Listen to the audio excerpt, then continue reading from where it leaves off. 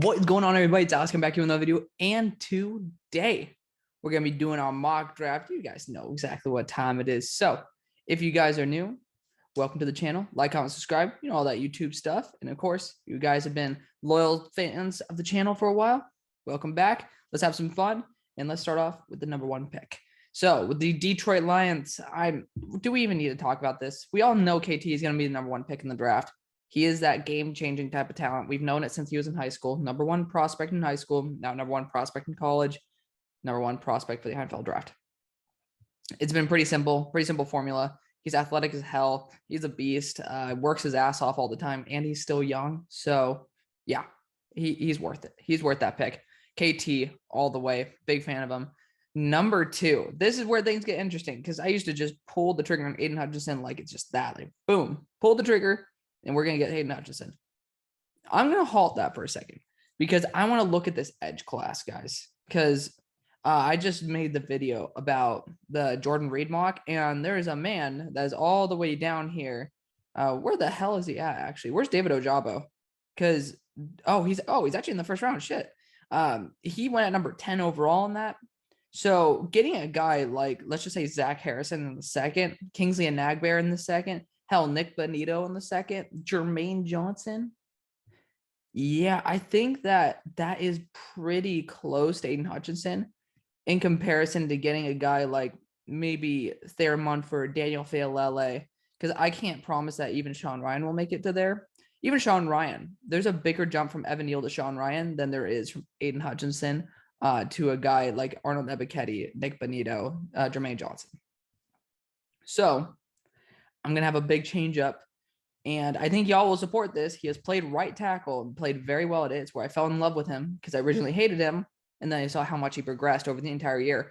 Evan Neal out of Alabama going back to right tackle. This guy's an absolute stud. He's going to be getting big dollars, and now you have arguably, within probably the next 2 years, the best tackle duo in the NFL. So you have Taylor Decker and Penei Sewell, as well as Laramie Tunsil, Evan Neal. That is going to be in 2 drafts, pretty much making 2 of the best future offensive tackle duos. #3 with the Jets. So you're sitting here, and what's our next pick? Pick 7, right? Let's look. We take Derek Stingley. We already know the Jags are probably going to go after Kyle Hamilton, DeMarvin Leal, Aidan Hutchinson, right? Those guys are probably going to be gone in this territory. Then you're going to be stuck with getting what? You know, like probably a center, like Tyler Linderbaum, who, I mean, I'm acting like that's not a good pick. It's freaking amazing. But I think the value of getting a guy like Kyrie Elam, Sauce Gardner at 7 is a lot better than getting Derek Stingley here, especially if you pair it with getting Kyle Hamilton. So Eagles fans and Jags fans, I apologize.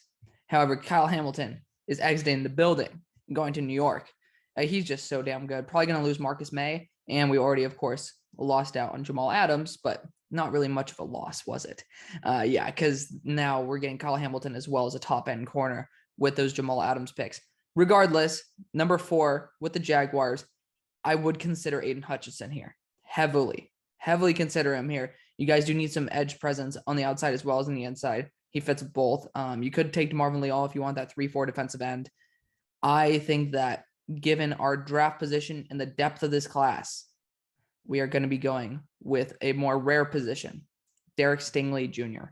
I think Urban is going to like what Derek Stingley brings to the table. Really athletic, you know, he has all the hype on him, and it unfortunately kills me because I love getting him to the Eagles, right? Like I really do like giving y'all Derek Stingley, but that's just the way the draft fell.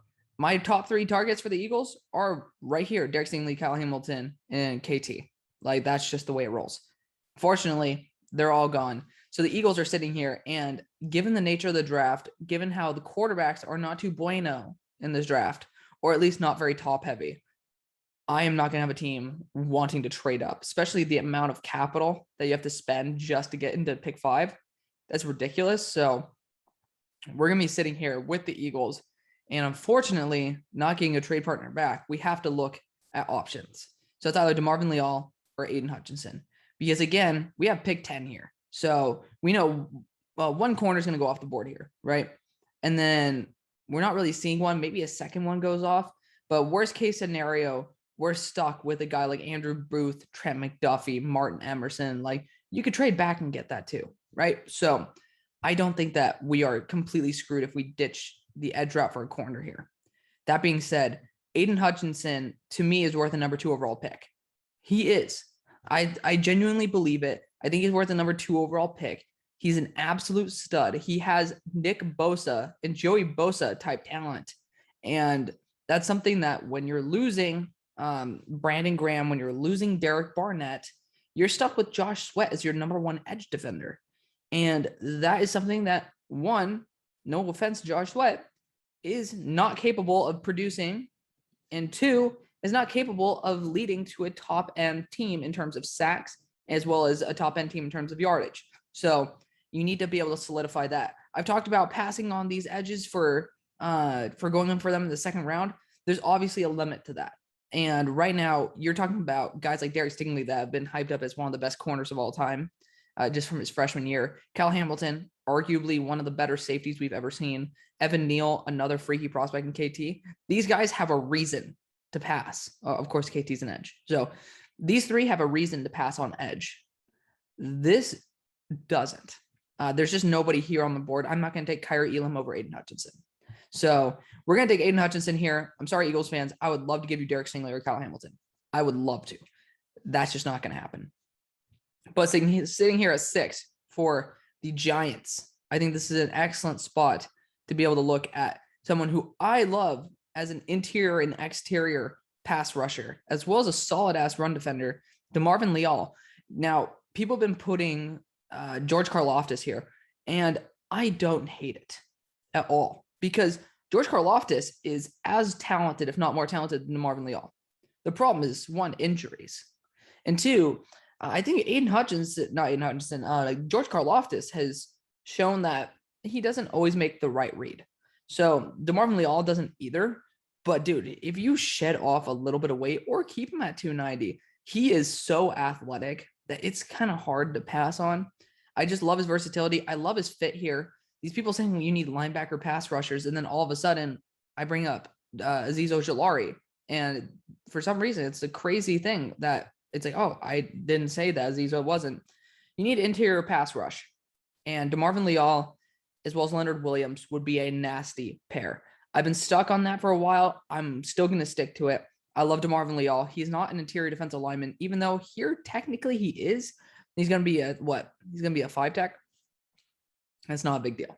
So I like DeMarvin Leal in this squad, especially when you do sub packages, where if you do have more of like a 4-3 or a dime package, you can use him out wide. He's comfortable out wide. So I love that idea. You can make a mismatch on a tackle that's used to facing, Azeez Ojulari the entire game, go a sub package, put 290 pounds on him. I think that is a really, really big plus. And you can even use him on the inside. He's being used there a little bit more right now. Big fan of DeMarvin Leal. Number 7 with the Jets. You're sitting here and you already got Kyle Hamilton. So for me, getting a guy like Kyrie Elam is perfect. I would love to send him to the Eagles, but hey, he's had some lazy games this year. But I gotta admit, it's kind of hard to play well when your entire team is terrible compared to the way it was last year. I mean, you had Kyle Pitts and Kadarius Toney. I'll give Kyle Trask some credit too with Kyle Trask there. So going from that to Emory Jones and then Gamble, he's still a good tight end. And then obviously you got some other dudes there at wide receiver, but the team just isn't performing the same way. So I don't blame Kyer for not playing his heart out every single play when your entire team sucks. Hell, you let up that many points to Samford. I still think he is the second best corner in the class. Really damn good at mirroring. He has so much skill. He's a little bit more athletic than Sauce Gardner, but that's probably the one thing that separates him. And that's it. Sauce Gardner, if you take him at 7, dude, do it. I don't care. I will be so happy if Sauce goes in the top 10. I just don't think it's very liable, very realistic. For the Giants at number 8, I will gladly move out of this position. And there's a team where, honestly, they're kind of desperate for a tackle. And there's a guy who I think is better than Charles Cross. And his name's Ikem Ekwonu. So I could move up with the Falcons, select a corner, sure. I don't think the Falcons want to spend that much draft capital. They have a lot more to fix up. There's a team that, honestly, is performing a lot worse than they should. And that's probably because the offensive line's crap. That team is the Dolphins. So yeah, I'm gonna try this because I played around with the top 10 picks just earlier, just for fun. And I thought about this idea is like, what do I stick at 12 and get a Charles Cross? Or do I move up to 8 where the Giants are going to be moving back anyways? And honestly, a team could move up and select them and get Ikem Ekwonu. Now, you could say, I mean, honestly, 11, we could see a left tackle there. We know that one's going to be going right here at pick 9. So either you're going to be getting Charles Cross here. I don't even know if you would. Honestly, the Falcons could even take him. Or you're going to be having stuff moving back. So we're going to be trying this out. You know, we have another one the next year. So let's keep to that. And let's toss in this 3 right here and ask for a 7th in return. You know, that gives us a 7th round pick. And we're not giving up another 1st round pick. But the Giants, I mean, hell, look, you guys will have 1, 2, 2, as well as another 3 this year. So those are all picks that you can use for next year draft capital as well. And we're going to send this through, see how it goes. And hopefully they accept it. They do. And Ikem Ekwonu is going to the Dolphins. I mean, I think that is just the right move. Wide receiver is a big need, in my opinion. But when there's a guy like Ikem Ekwonu, I actually just love the idea of taking him in the top 10 now. He is polished up so much. We already knew his athleticism was through the roof. And I think that him being a true left tackle is going to be great. Charles Cross still has some big concerns with his anchor to me. You know, he's gotten so much better. But again, that's against college power. And you saw he had a good amount of time to adjust to it. Like he still had some big lapses in his anchor because he still wasn't used to his weight. And that's going to be a big difference when you go to the NFL and deal with NFL power. You have to redevelop your anchor. He already had it from the beginning. Charles is going to need to develop that. And I think that that's going to be a big, big issue with the Washington football team, because this is where Ikem Ekwonu was going to go. We are still going to go quarterback. And that's because I'm not going to draft Charles Cross at this point. I'd rather draft a Sean Ryan in the 2nd or a late 1st and get a quarterback here than take the chance of losing out on Kenny Pickett or something like that.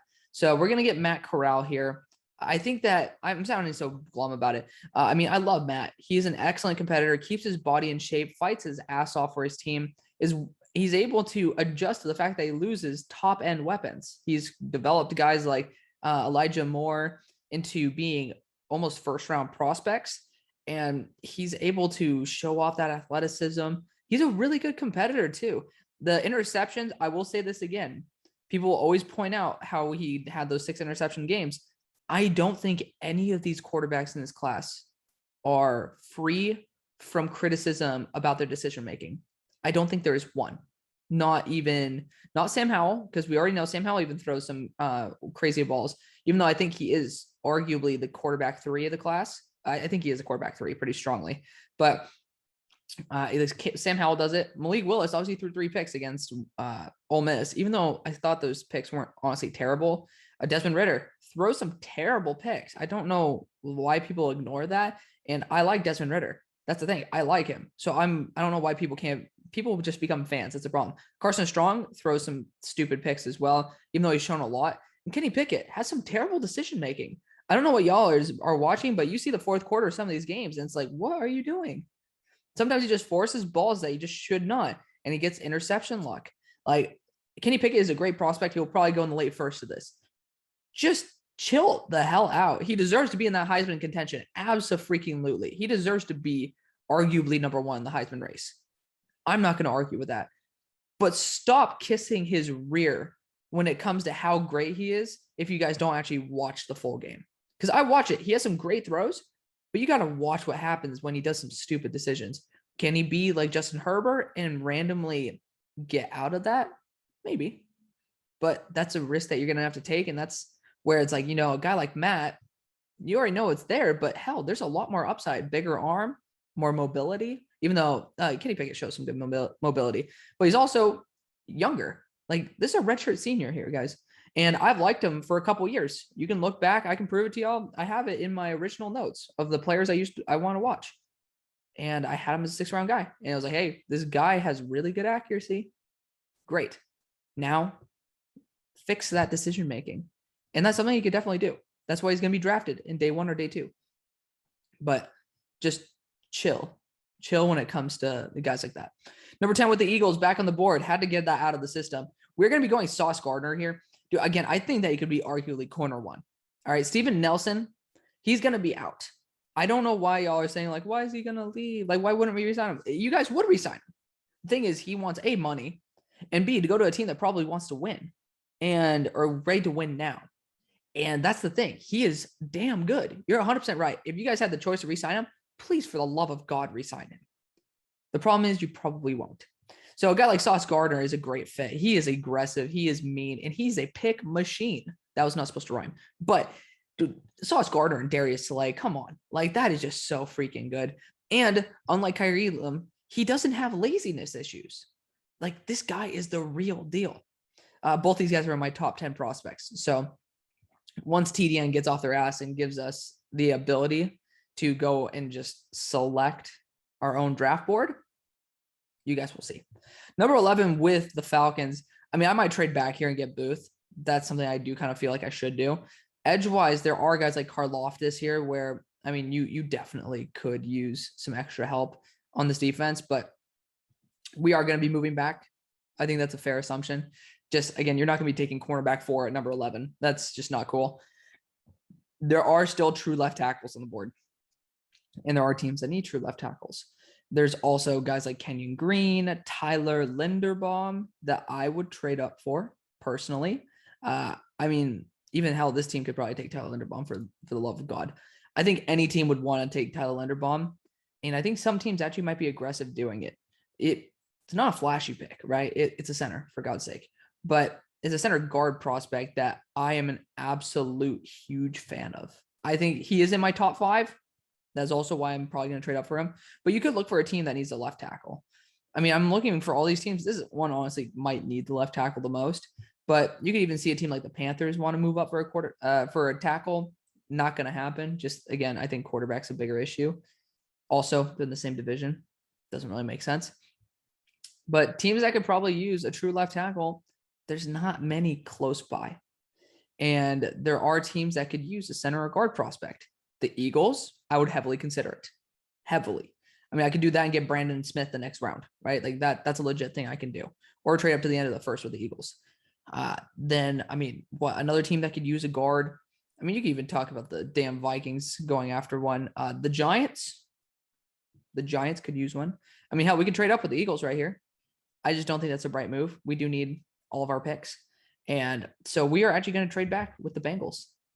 I like this idea, man. I love Tyler Linderbaum to the Bengals, and I know you guys like it too. He will go way before the Bengals pick. So it's not like I'm pulling this out of my rear and forcing this to happen. He is worth a top 5 pick. And honestly, if we trade a 3rd rounder, not going to work. But let's see if we can package a 3rd next year and a 4th this year. Look at that. I mean, is that worth it? Falcons, you guys get another 3rd round pick. There you go. Another 3rd. That's to a team that needs development. I personally would go for it.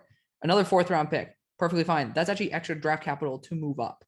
And what, if you guys want a 7th round pick, because since I didn't move the needle up, that honestly might be able to get the deal through. That's going to provide you guys a lot of benefits, and you're still going to get your top corner. Not a terrible idea. Are you still going to get at least a good corner? So with the Bengals here, I'm going to be drafting Tyler Linderbaum out of Iowa. He's just an absolute beast. You know, it's worth the price that you pay. You send quite a few picks, but this is a team that's also in win now mode because you have a quarterback that's great on a rookie contract. You have a wide receiver core that is amazing. You probably need help at the tight end position, sure. But I honestly think that is a really good trade up. So I think that the Falcons get what they want. The Bengals get what they want. You go from there. With the Giants, you know, this is a team where, like, I would consider, I mean, I'm just so stuck on this idea that you guys need to go right tackle here. I love Darian Kennard to this team. I'm trying to figure out something else that I could do for you guys, and we could trade back again. Not really down to do that. So we're going to stick to it. We're going to go with it. We're going to go Darian Kennard here. You could go Kenyon Green, but I think you want to go the right tackle spot because that's something you guys are looking for. Sticking to the good old Leold Kennard duo, that's the way it's going to roll. With the Vikings on the board, now we could go Andrew Booth. I just don't think Andrew Booth fits what they're trying to go after. I do think Trent McDuffie is going to be the guy who passes Andrew Booth up because, again, Washington corners are proven even in the NFL to be extremely talented and very impactful day one. Watch out for Martin Emerson at this pick. They've shown that they like Mississippi State corners. So that could be a really hot take. I'm not going to put him there because I don't think Martin Emerson's a mid first, but I'm going to put Trent McDuffie there. I really like Trent McDuffie.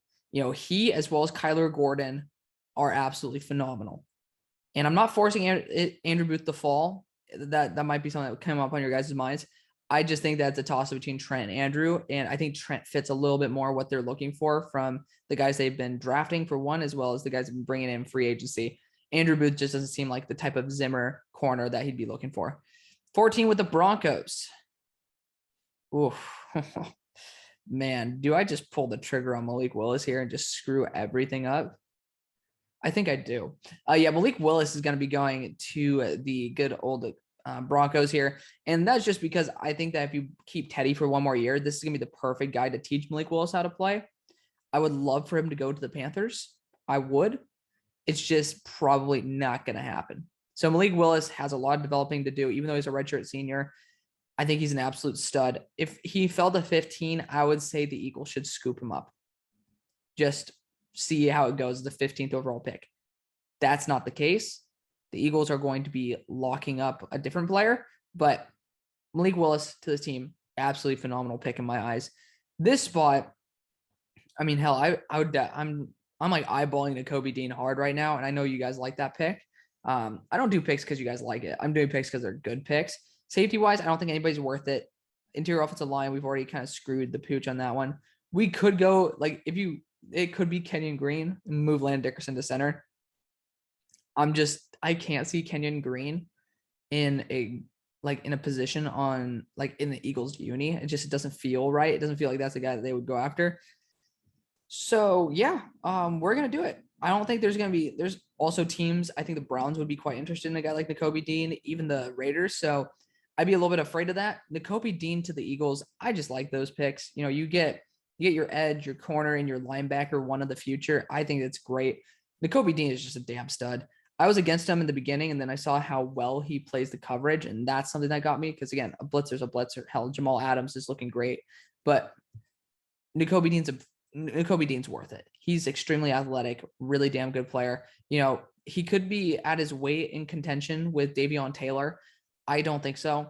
You know, I'm pretty sure you can use both in packages. So Nakobe Dean's a beast. Go with him there. Number 16, I actually saw this pick technically today, but for you guys yesterday, and I loved it. Garrett Wilson out of The Ohio State University is such an OBJ. Like, he's OBJ, but better, like younger, and not with the title of OBJ. So I think Garrett Wilson is an excellent wide receiver, capable of doing all kinds of great things for this team. I honestly would take him in a heartbeat, and I think that he's worth a top 15 selection for sure, and he falls to 16, so not that crazy, but yeah. Andrew Booth's going right here. You guys know it. Left cornerback going to you guys, and also from Clemson, another team that you like. Number 18 with the Raiders. Honestly, I'm going to go back to it. Jordan Davis. You know, I've kind of strayed away from it for a little bit because usually Jordan Davis goes to the Browns, which would be a stud pick, right? But Jordan Davis is just so good. I would go wide receiver there as well, but I know how good the wide receiver class is. So either I'm going to be going Travis Jones in the second or Jordan Davis in the first, and I think y'all know which is the better pick. So Jordan Davis out of Georgia, going and solidifying this defensive front. He feels like a Raider too, so I like it a lot. Number 19 with the Panthers. Fortunately, we lost out on most, except a true left tackle and a quarterback. So we could go a guy like Kenny Pickett here, but honestly, I think he's going to fall a little bit more. We're going to snag one of the better left tackles that are left on the board in Charles Cross. Yeah, we'll probably be trading up for a quarterback, to be honest with you guys. But, I mean, you need to solidify the left tackle position. Cameron Fleming's not the answer. Number 20 with the Chargers.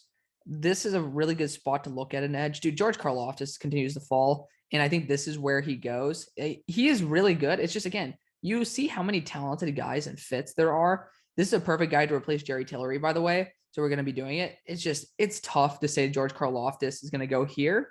He could go here. He could go here or here. And he ends up going to 20. That's just the way the draft falls, guys. It's just the way it goes. So, I mean, people fall for a reason. Teams like a dude like Charles Cross or Jordan Davis, Andrew Booth, to where a guy like George Karlaftis falls. Not because he deserves to, because he is an absolute stud. He's top 5 talent in the class, but it's just because people look at guys who fit their team, guys who they want. And George Karlaftis is perfect for the Chargers to replace a guy like Jerry Tillery, who has not been spectacular. 21, Chris Olave is coming off the board in a heartbeat. Excellent deep threat separator. Going to be great if Michael Thomas stays for Jameis Winston. Next, 22 with the good old Patriots. So this is an interesting spot. I think this would be a good trade back spot for a team that wants a quarterback. You know, there are the Steelers on the board, but there's also teams that would be looking for a higher end quarterback.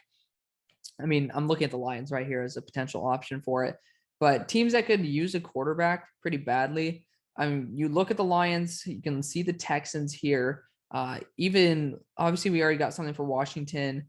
Could talk about the Dolphins, but I don't think they'd do that, especially after trading up once. The Vikings, the Jets, not the Jets, but the Giants. Even, you know, there's a lot of teams in here that I almost backed out of it. That would have been terrifying. That would be worth it, right? Obviously, I think that that's the right move because, again, wide receiver wise, I don't really see anybody that's Patriots-esque. And then corner wise, there's nobody good enough, in my opinion, to be taken right here. So I think we trade back maybe with the Steelers to be able to select a quarterback.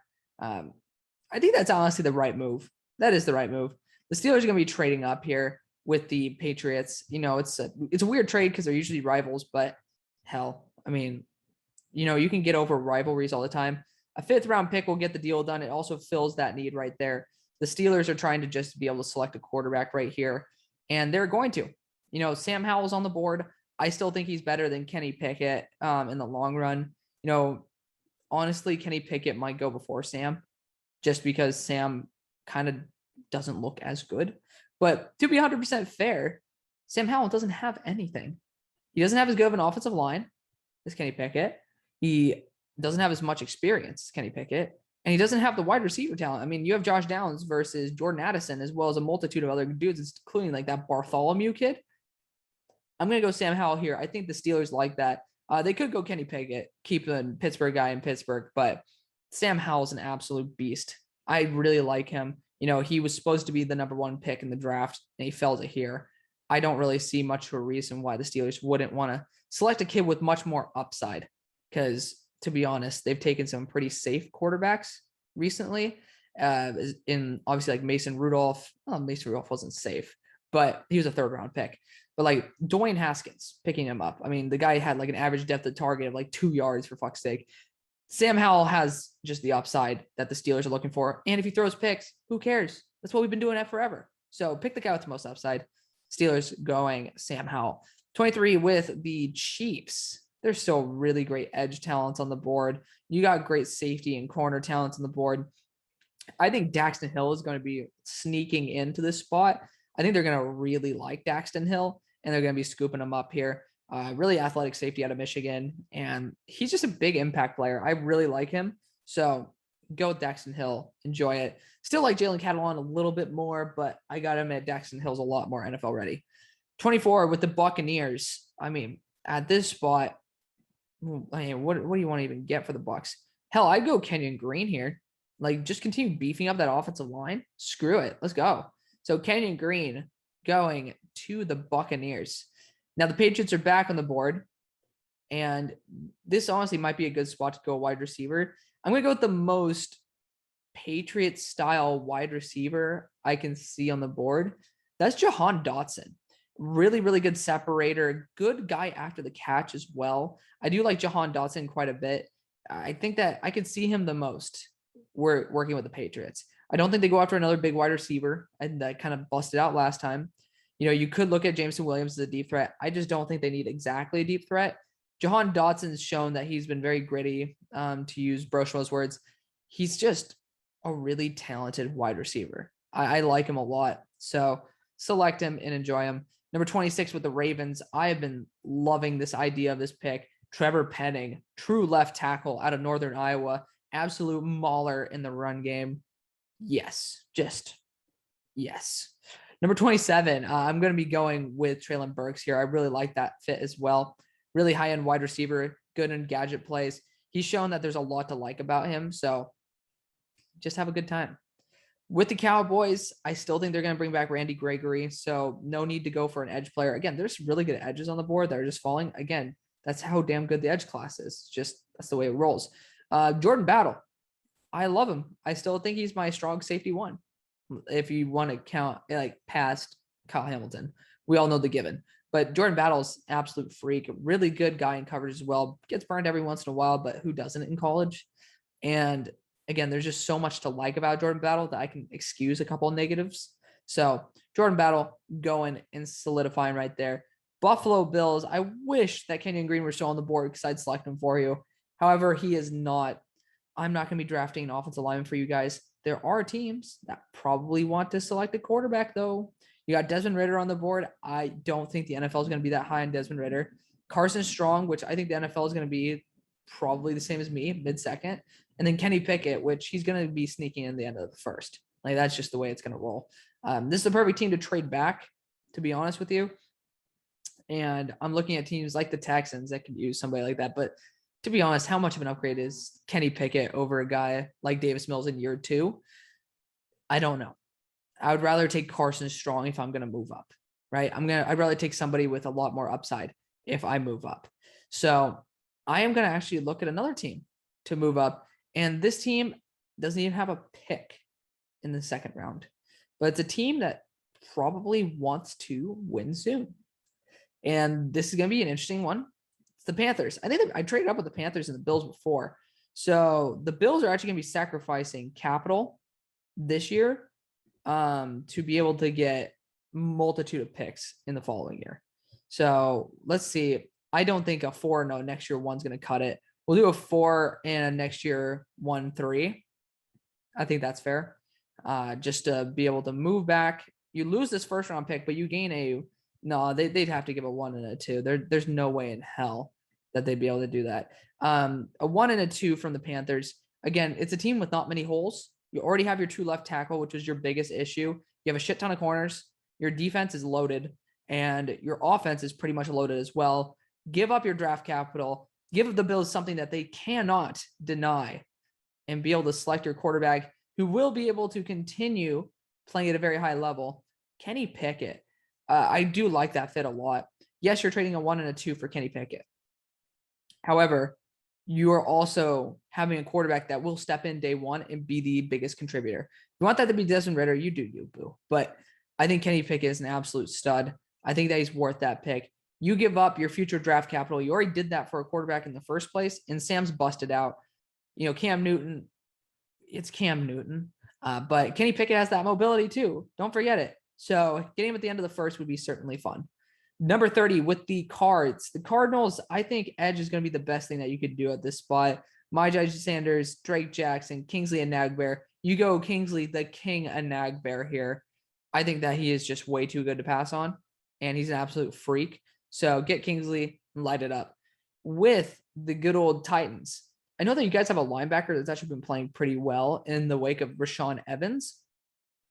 That being said, I don't really feel like Nicholas Petit-Frere is going to be the guy who you guys want to target.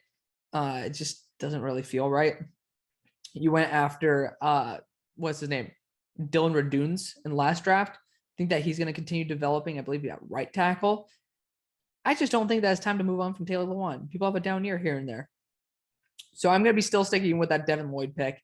He is just an absolute beast. I don't know why people actually hate on this pick, but he's an excellent linebacker. Just enjoy it. Just enjoy it. Stop complaining. Devin Lloyd to the Titans. Number 32 with the Packers. I think this is a great spot for another edge player, man. I just love it. I love his fit. And I'm going to go with a guy who actually has quite a bit of hype. Myjai Sanders out of Cincinnati to end off the first. So the edges are starting to come off. You guys are going to have to see round 2 to see where they go, though. So let me know what you guys think. Had some crazy trades in here, but keeping it fun, keeping it fresh. I'll see you guys on the far side. Peace.